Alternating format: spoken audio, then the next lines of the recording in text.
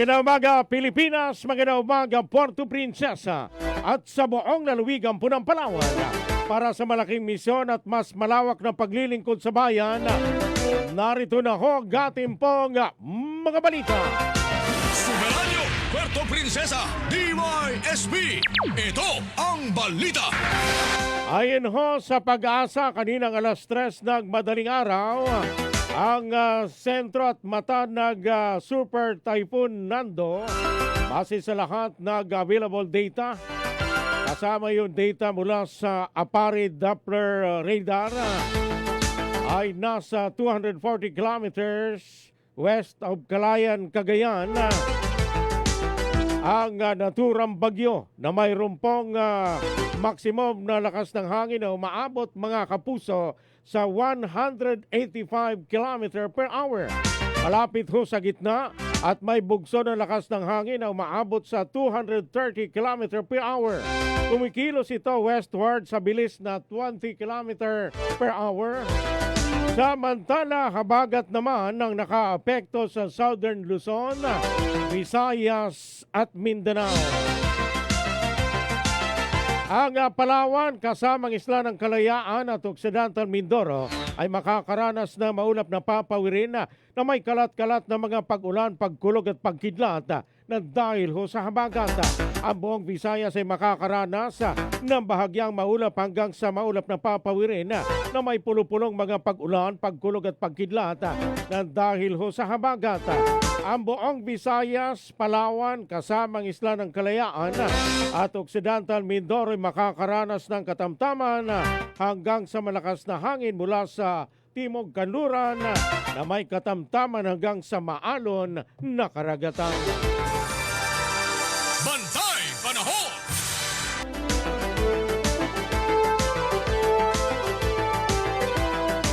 Samantala mga kaibigan, 8 bayan sa Palawan nag-activate na ho ng EOC kahapon na dahil ho sa bagyong Nando mga kapuso. Alamin ho natin ang detalye ng balitang yan si Super JB Juanit. Sa detalye ng balita, pasok! Dahil sa pagpasok sa Philippine Area of Responsibility ng Bagyong Nando ay 8 bayan sa Palawan ang nag-activate ng kanilang Emergency Operations Center o EOC bilang tugon sa banta ng naturang sama ng panahon. Unang nag-activate ang bayan na Magsaysay nito pang September 20, sinundan ng Kalayaan, Agutay at Culyon noong September 21. At kahapon, September 22 ay nag-activate din ng kanilang EOC ang bayan ng Rizal, Linapacan, Taytay at Quezon, Palawan. Ayon sa Provincial Disaster Risk Reduction Management Office o PDRRMO, patuloy naman ang kanilang monitoring sa kabuuan ng lalawigan upang matiyak ang kaligtasan ng mga residente sa posibleng epekto ng naturang bagyo. Ako, si JB Wanich ng GMA Super Radio Palawan, dapat totoo. Alas 5:49 na ho ng umaga mga kapuso. Tuloy-tuloy po tayo sa ating pong mga balita. Department of Labor and Employment o DOLE binigyan din ng Labor Advisory Number 17-2022 o ang pagsuspende ng trabaho sa mga pribadong sektor dulot ng masamang panahon at mga kahalintulad na pangyayari. Super Radio Local News. Alamin ho natin ang detalye ng balitang yan si Super Wilmar Abraya. Sa detalye po ng balita, pasok! Hinikayat ng Department of Labor and Employment o DOLE ang mga employer na sumunod sa Labor Advisory Number 17 Series of 2022 dahil epektibo pa rin ito hanggang sa ngayon. Alinsunod sa Labor Advisory Number 17 Series of 2022, base umano sa prinsipyo ng management prerogative, maaari magsuspende ng trabaho ang mga employer sa pribadong sektor upang matiyak ang kaligtasan ng mga manggagawa. Kung hindi nagtrabaho ang empleyado ay hindi matatanggap ng regular na sweldo at kapag nagtrabaho naman ang empleyado ay dapat matanggap ang buong regular na sweldo. Samantala ang empleyado naman na hindi nagtrabaho o tumangging magtrabaho dahil sa panganib na dulot ng masamang panahon at kahalintulad ng pangyayari hindi dapat na mabigyan ng anumang parusang administratibo. Ako, si Wilmar Abreu ng GMA Super Radio Palawan, dapat totoo. Samantala mga kaibigan, ilang mga Coast Guard station sa Palawan naglabas po ng Sea Travel Advisory sa mga nasasakupan nitong mga lugar. Super Radio Local News. Namihon natin ang detalye ng balitang yan. Muling bumabalik si Super Wilmar Abrea para po sa detalye ng balita. Pasok! Nagalabas ng Sea Travel Advisory ang ilang bagahimpilan ng Coast Guard sa lalawigan ng Palawan. Kabilang dito ang temporary suspension ng paglalayag ng mga sasakyang pandagat na may bigat na 35 gross tonnages pababa sa nasasakupan ng Coast Guard Station Kalayaan Island Group sa bayan ng Kalayaan at Coast Guard Station Western Palawan sa bayan ng Rizal. Nagpatupad din ang pagbabawas sa paglalayag ng mga sasakyang pandagat na may bigat na 35 gross tonnages pababa, partikular sa Coast Guard Station Northern Palawan sa munisipalidad ng Ignido at western portion ng Taytay. Palawan na Coast Guard Station Northeastern Palawan sa munisipyo ng Coron, Linapacan, Pulyon at Busuanga, habang 15 gross tonnages pababa naman sa nasasakupan ng Coast Guard Station South Central Palawan sa bayan ng Brooks Point. Paalala ng mga himpilan ng Coast Guard sa lahat ng manlalayag na maglatag ng makaukulang pag-iingat sa di magandang lagi ng panahon at ng karagatan. Ako, si Wilmar Abrea ng GMA Super Radio Palawan, dapat totoo. Mga kaibigan, ng tamang oras sa buong Pilipinas, alas 5:52 na ng umaga. Samantala si Mapanga Balita, Regional Director ng Philippine Drug Enforcement Agency o PDEA, bumisita at nag-courtesy call kahapon sa tanggapan ng punong lungsod, Mayor Lucilo Bayron. Super Radio Local News. Namihon natin ang detalye ng balitang yan si Super Rod Evangelista. Sa detalye ng balita, pasok! Saglit lang, mukhang naipit yung signal ni Super... ng Philippine Drug Okay. Enforcement Agency o PDEA Mimoro pa sa katawan, Regional Director 3 Maharani Gadauni Tosok. Layunin ng pagbisita ang mapag-aralan ang posibleng joint initiatives ng pamahalang lungsod ng Puerto Princesa na tututok sa pagpapalakas ng laban ng lungsod sa iligal na droga. Bunsod dito ay nagpahayag ng matinding suporta si Mayor Bayron sa misyon ng PDEA na gawing drug-free ang Puerto Princesa. Ayon kay Bayron, napakahalaga umano nito para sa tinatawag na sustainable development ng syudad. Samantala, nagkasundo ang city government at PDEA para gawing formal ang collaborative efforts ng dalawang sangay sa pamamagitan ng action plan na isasagawa sa mga susunod na linggo. Ako, si Rod Evangelista ng GMA Super Radio Palawan, dapat totoo. Samantala mga kaibigan, puntahan po natin ng isang magandang balita. Pagbaba ng singil sa kuryente sa Palawan, malapit na raw kung may sakatuparan ayon po sa Palawan Electric Cooperative. Super Radio Local News. Detalye ko ng balitang yan, Super JB Juanit. Sa detalye ng balita, pasok! Malapit na umanong maramdaman ng mga consumer ng Palawan Electric Cooperative o PALECO ang pagbaba ng singil ng kuryente matapos lagdaan ang Universal Charge for Missionary Electrification o UCME Subsidy Agreement noong September 16. Ang kasunduan ay nilagdaan ni Engineer Rez L. Contrevida, General Manager ng PALECO at Attorney Femari D. Tagle, Chairperson ng Interim Board of Directors, kasama ang Delta P Incorporated o DPI at National Power Corporation o NAPOCOR. Ito ay kaugnay sa 40 Megawatt Power Supply Agreement o PSA sa pagitan ng PALECO at Delta P. Sa ilalim ng UCME Subsidy Agreement, sasagutin ng UCME ang diferensya sa pagitan ng True Cost of Generation Rate o TCGR at Subsidized Approval Generation Rate na itinakda ng Energy Regulatory Commission o ERC para sa Palawan Main Grid. Kapag naisa katuparan ang 40 megawatts sa PSA, 7.39 pesos na kada kilowatt hour na lamang ang sisingilin para sa generation cost sa mga consumer ng PALECO.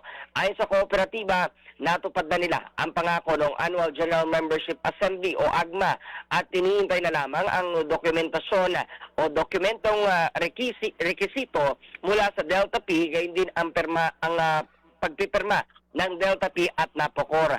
Inaasahan na may papatupad ang kasunduan bago matapos ang Transition Power Supply Agreement o TPSA ng Paleco at Delta P at agad na mararamdaman ng mga membro at consumers ang pagbaba ng singil sa mga susunod pang buwan. Ako, si JB Wanich ng GMA Super Radio Palawan, dapat totoo.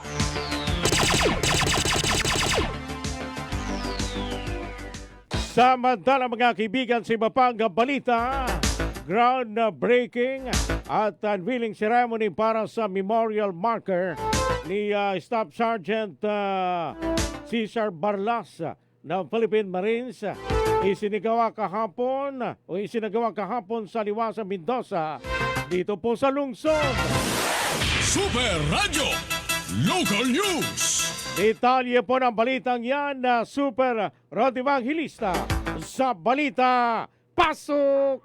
Isinagawa kahapon sa Liwasang Mendoza ang groundbreaking at unveiling ceremony para sa memorial marker ni Staff Sergeant Cesar Barlas ng Philippine Marines na ginawaran ng Medal of Valor makarang magbuwis ng buhay sa isang enkwentro laban sa mga kakaliwang grupo sa Brooks Point, Palawan noong taong 2020.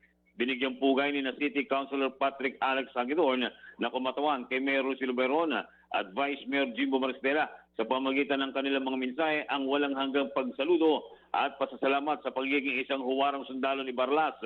Emosyonal naman ang naging mensahe ng kapatid ni na si Bernie Barlas na siyang kumatawan sa pamilya Barlas kung saan sinabi nito na simula na maging sundalo umano itong si Sergeant Barlas ay naging adikain daw nito na unahin muna ang iba bago ang sarili.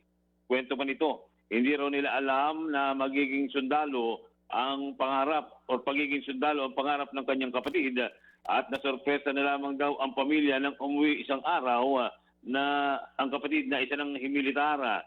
Ayon naman kay Major General Vicente Mark Anthony P. Blanco, Commandant ng Philippine Marine Corps, isinabuhay umano ni Barlas ang motto ng Philippine Marine Corps na karangalan, katungkulan at kabayanihan na tatatak pa lalo sa puso at isip ng marami pang kagaya niyang sundalo sa bansa.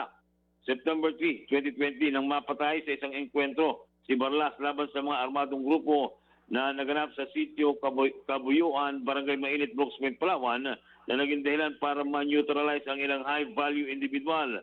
Sa paglalagay ng memorial marker ni Sergeant Barlas sa Liwasang Mendoza ay mahihilera ito sa mga lokal na bayaning bahagi ng makulay na kasaysayan ng bansa. Ako, si Rod Evangelista ng GMA Super Radio Palawan, dapat totoo. Mga kaibigan, muli tumpakin niyo po ang mga orasan ng tamang oras sa Pilipinas.